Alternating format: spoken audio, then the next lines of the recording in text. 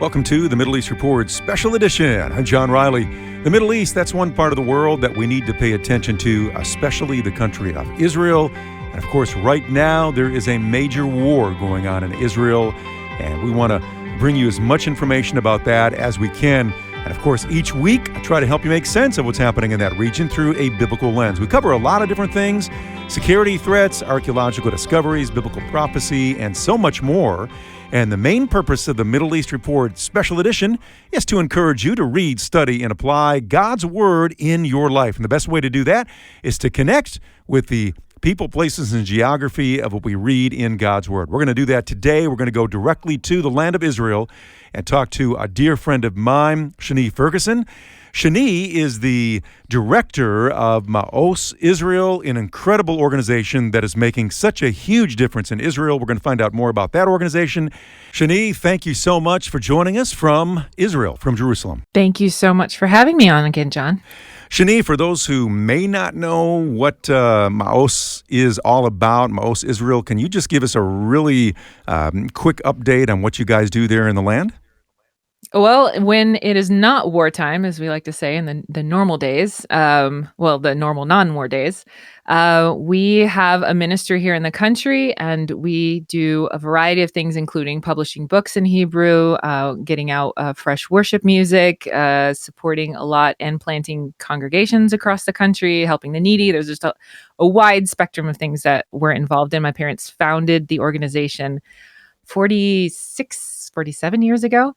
And so they handed it over to my husband and I just a couple of years ago, and we're leading the next generation of ministry in Israel full of Israelis.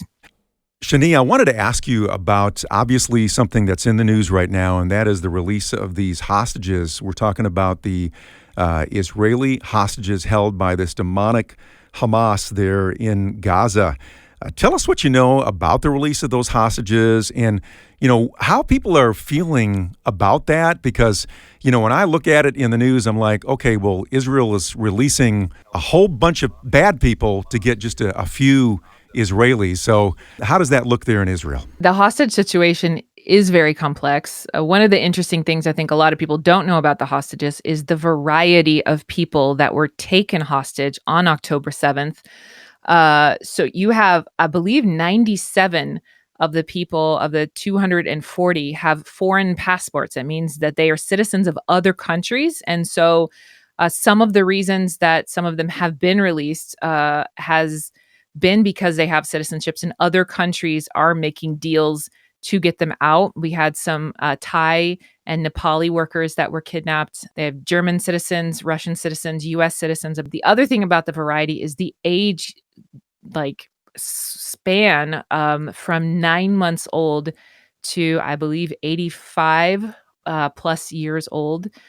They really didn't spare in terms of, oh, that's just a child or it's just a baby. Didn't spare that. And also the race. They kidnapped Bedouins. They kidnapped Arabs. They kidnapped Muslims with hijab-wearing Muslims, Arabic-speaking. They kidnapped left wing, they kidnapped right wing. They did not ask these people what their political opinions were, what if they felt like, Palestine should be there instead of it. They didn't ask anybody anything. They just took. They either killed or they took hostage on October 7th. So right now is the very hard decision-making time of trading security prisoners for these hostages. And really one of the things that it's kind of like you just take a deep breath and close your eyes and do it, because several years ago Gilad Shalit was taken hostage. He was a soldier at the time that he was taken hostage, and he spent 5 years in Gaza until Israel finally made the trade, and they traded 1,500 security prisoners for Gilad Shalit. And in one sense, all the Arabs in the countries surrounding us know how much Israel values life, which is why it's so frustrating that they play and, tell the world how much we're killing babies and doing all this stuff, because they know how much Israel values life. And that's why they play this game.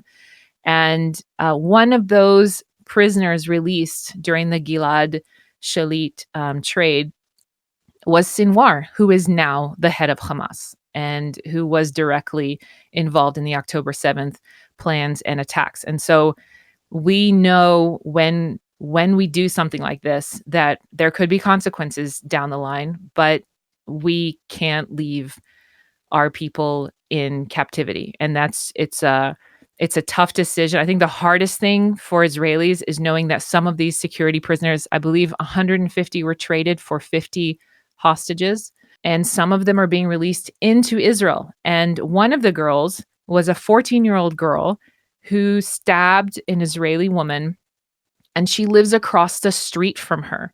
And that's where she's going back to. And there's a child that's being paraded around the Arab media as like, look, they finally released this child that was in prison because he was a terrorist and he tried to stab someone, and some of them succeeded. They're called security prisoners with blood on their hands, meaning they murdered someone. And so these are really tough decisions to make. But the highest priority in Israel is life, and getting the hostages out of there is just that soft spot that Israel has. It's our Achilles heel. We can't leave our people over there. Shani, as you're sharing this, is this I would assume how most Israelis feel, or is there some division there on the whole idea of the exchange of hostages for these security prisoners or these terrorists? Every Israeli that I hear mention the dynamic that I just mentioned will in the same breath say, but it's not my family over there, and if it was, I wouldn't care. If it was my family over there, I would give up the whole prison to get them back. And so I think every Israeli understands that the love of family, the value of people, even if it's not theirs, even though they realize that we've now added threat. There's a lot of sad stories. There's a girl that was brought over.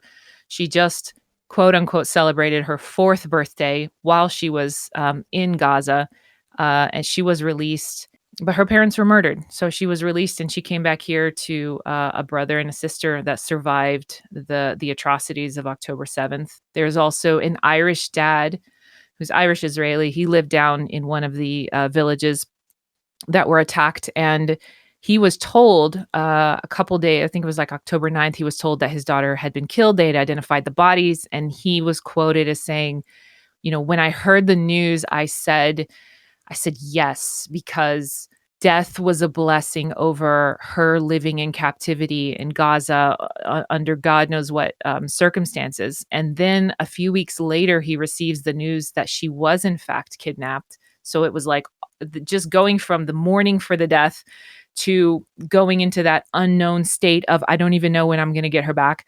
And she was freed. And it was just a beautiful, painful, roller coaster of emotion of seeing them reunited, and knowing what he had gone through, just thinking of her not with him. So you can't just look at that and be like, oh, how can we really solve these prisoners? It's just a hard decision, and you can't look away. And the hospitals, all the doctors and the nurses that have been checking up on the hostages, as soon as they're released, they go get medical attention immediately, and they're just saying they're all crying while they're doing it, because it's, in one sense, tears of joy and relief, and another sense, just realizing what these people have gone through. They're saying they don't even really know, how do you bring children back from that kind of experience psychologically, emotionally. So there's just a lot of work ahead.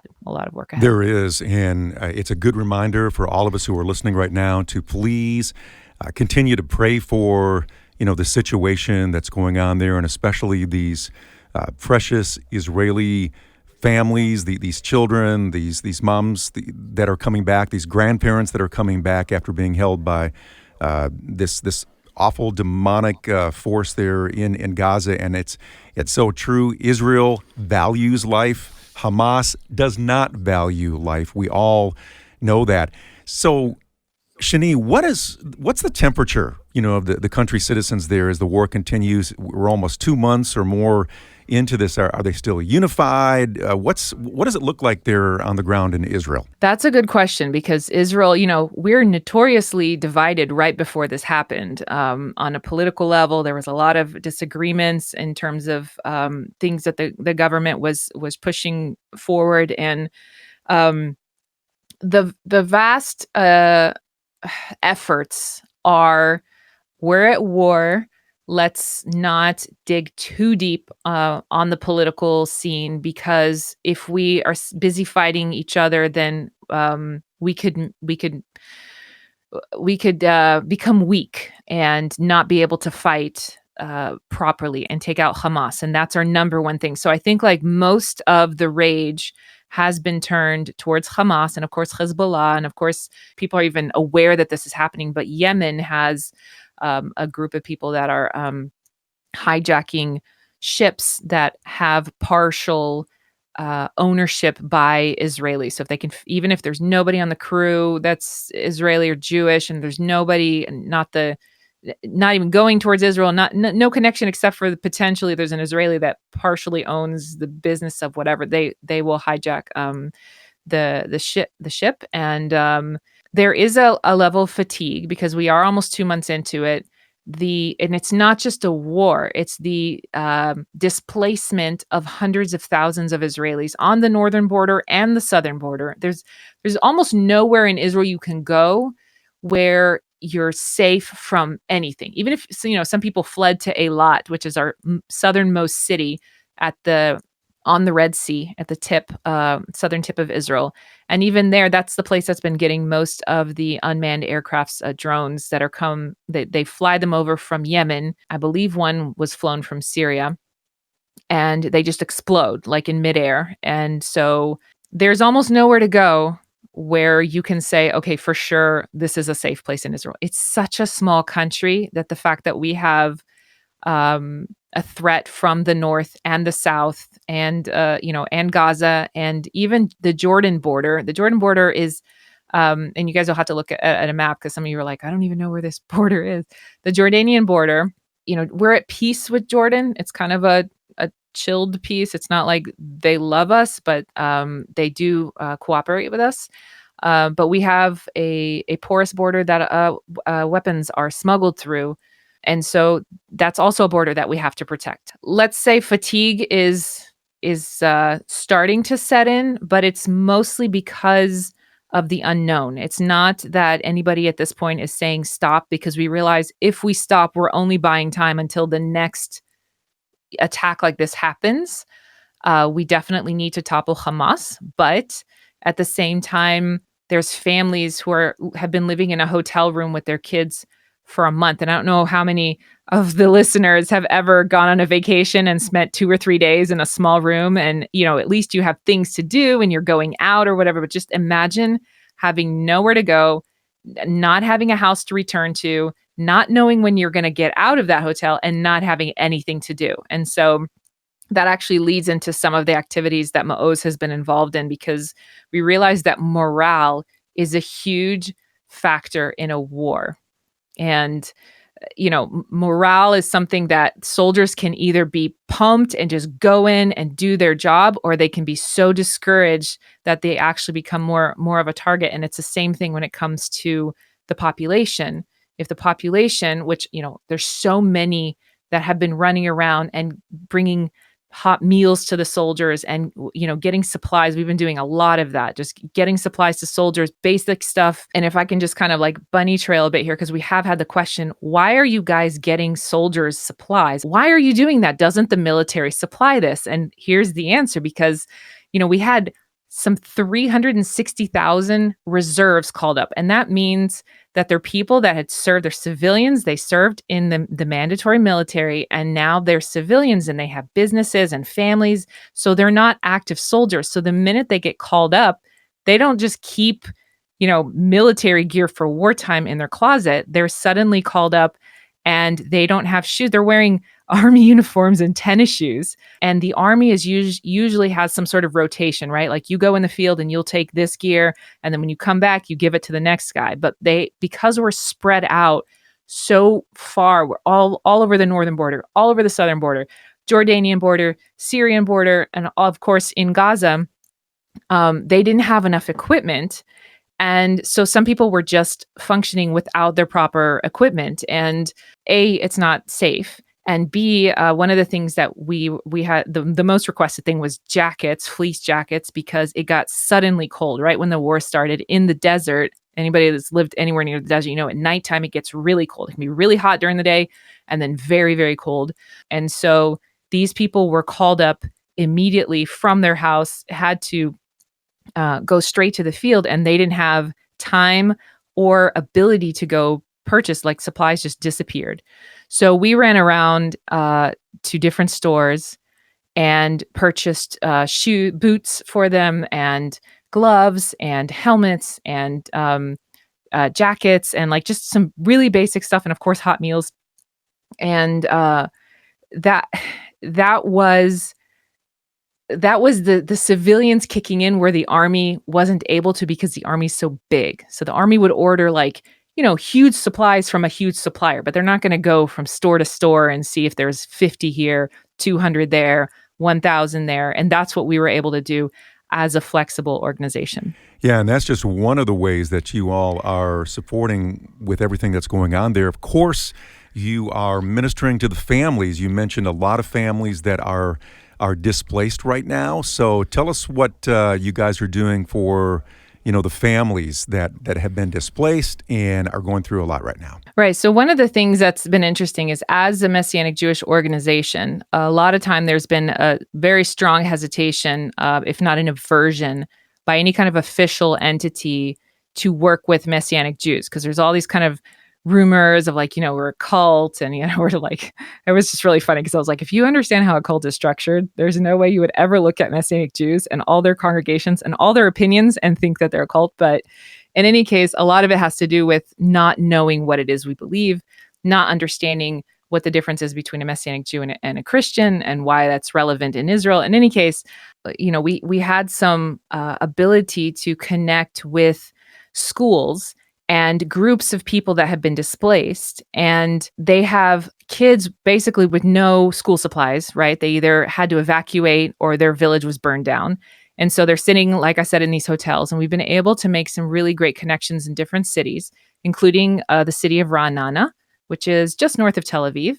And through relationships, we're now working officially with the city of Ra'anana to build a school. And this is like one of the coolest things, because there's this parking lot across from one of the hotels where there's over 1,000 people staying. And these people aren't covered by the country's budget for evacuation. And here's why.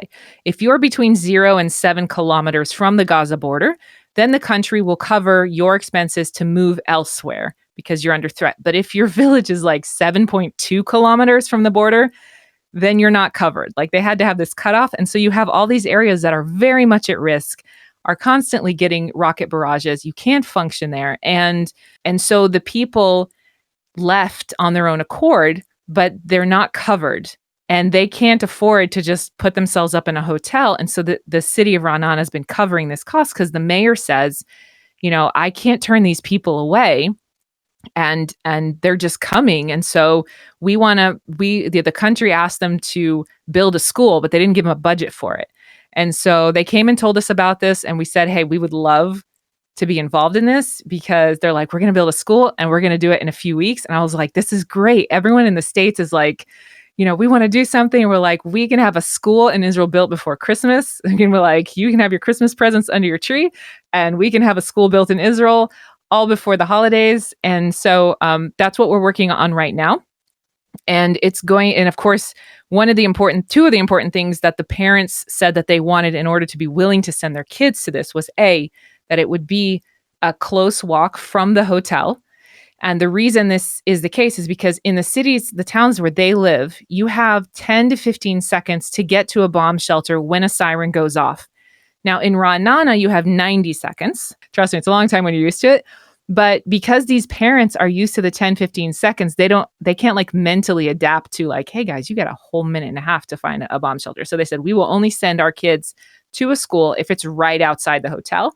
And so they took this parking lot, and we've got pictures of it on our website. And they're basically, we're going to turn this into a school, and we will have a bomb shelter right next to the school, and so everybody can run out. Now the bomb shelters are more expensive. They're something like $50,000 per bomb shelter, and of course, because they're a city, they can't just put one, so they're raising money to put 15 bomb shelters across the city. They're public bomb shelters for anyone who's walking around the city and isn't in their house when a siren goes off. But the school also has to be close, and so that's one of the things we're focused on. The other thing that we said would be really good, because there is a crisis here of farming, and this was strategic on Hamas's part, because when they came over, they attacked areas that were agricultural. And they they scared off the Thai workers. They kidnapped some Thai workers. They killed others, and they went to chicken coops, and they, cut the fences so that we wouldn't be able to have eggs and chicken and all that. And so, what has happened as a result is this crisis of agriculture. We don't have people to harvest. It actually brings a whole new meaning to, the harvest is plenty, but the laborers are few. This is that.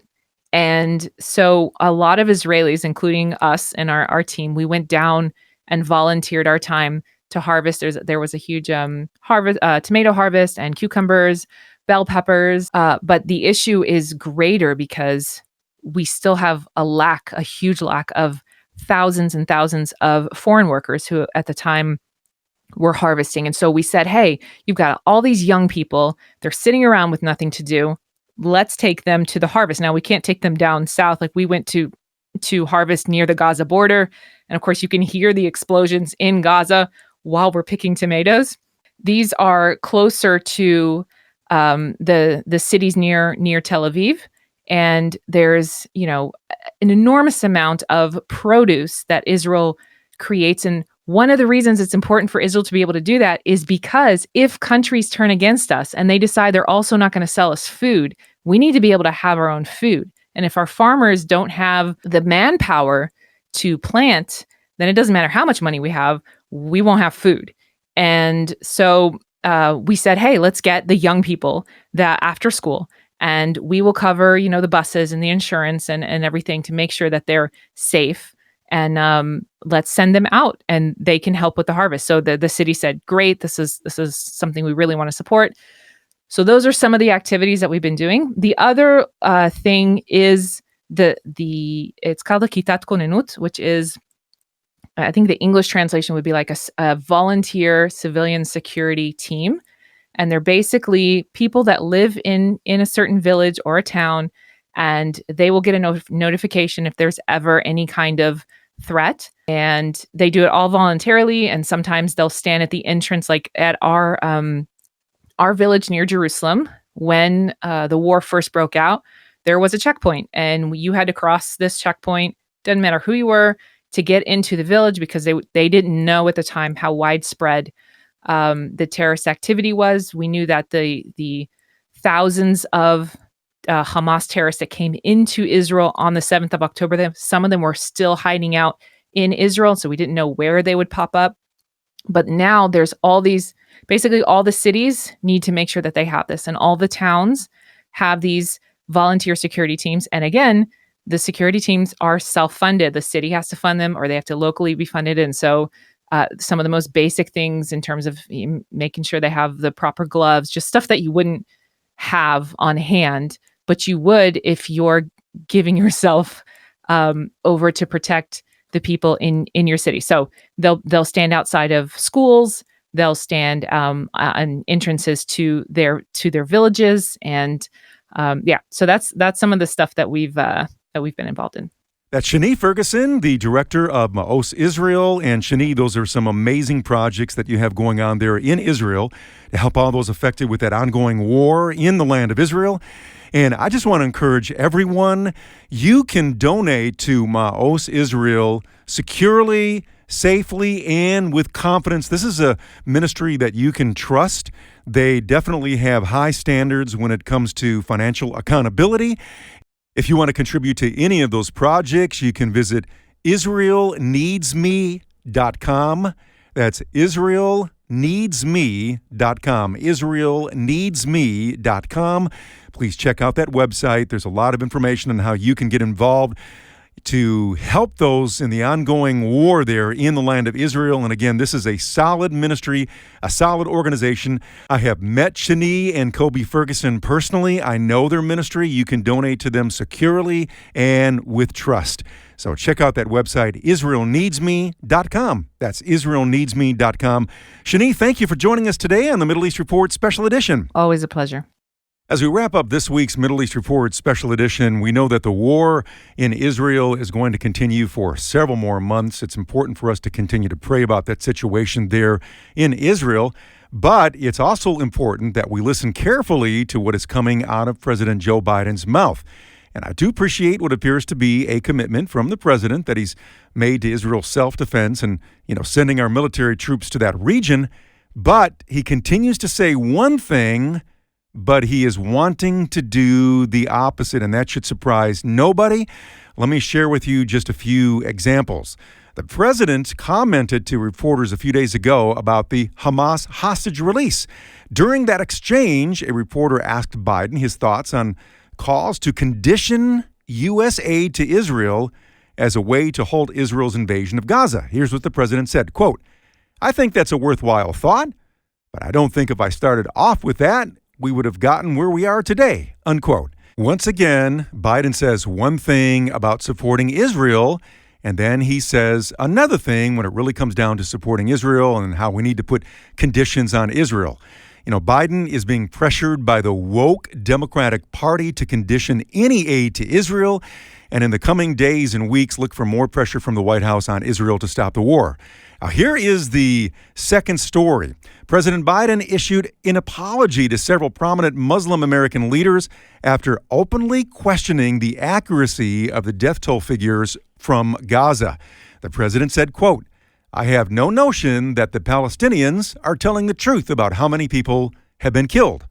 He said, "I'm sorry. I'm disappointed in myself." The Hamas-controlled Ministry of Health says more than 14,000 Palestinians in Gaza have been killed, but none of that has been verified. And what Biden is saying here is that he believes the brutal and murderous Hamas regime, since they are the ones sending out the death toll numbers. But again, none of the numbers have been verified. It's another example of this president playing politics to one part of our society. Let's pray for our country, pray for everything going on there in Israel.